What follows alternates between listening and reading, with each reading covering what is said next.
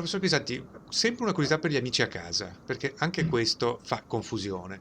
Ehm, Sì. Spesso si dice che chi ha avuto già il coronavirus adesso non è più contagioso e non ha più problemi, può fare un po' quello che gli pare.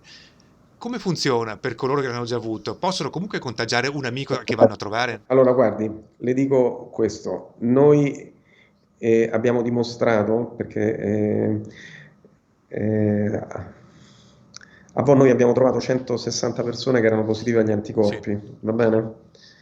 E queste 100 persone le abbiamo poi sì, ritestate, abbiamo testate due volte, una volta a maggio e una volta a novembre, va bene?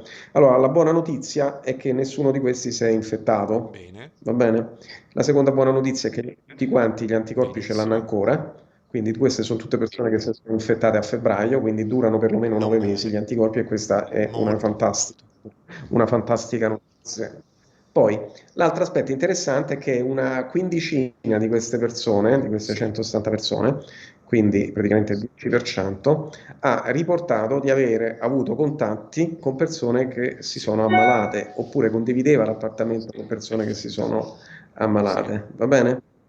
Allora, in queste persone che cosa abbiamo osservato? Abbiamo osservato che il titolo anticorpale, cioè la quantità di anticorpi, è aumentata. Cosa vuol dire questo? Vuol dire che queste persone sicuramente si sono infettate in maniera perfetto. transitoria. Quindi non si sono ammalate, E ma si sono quindi? infettate.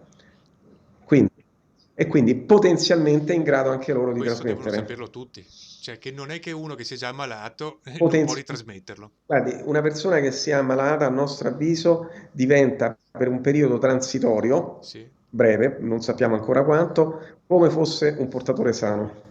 ecco, sì, sì, chiarissimo. Ma l'importante è anche questo, che le persone capiscono a casa che loro probabilmente non lo contraggono più, ma possono essere un veicolo per gli No, altri. no, sì, chiaramente diciamo, l'entità di questo pericolo ancora è tutta da Sì, definire, perché magari potrebbe essere che è molto basso, ma non trascurabile, oppure potrebbe essere che praticamente è trascurabile. Diciamo, ecco, dal punto di vista quantitativo e probabilistico è ancora non si è chiaro. accertato, però sicuramente sappiamo che una persona che si è ammalata è protetta e comunque questa protezione non gli impedisce di avere una infezione transitoria. Molto interessante, molto interessante.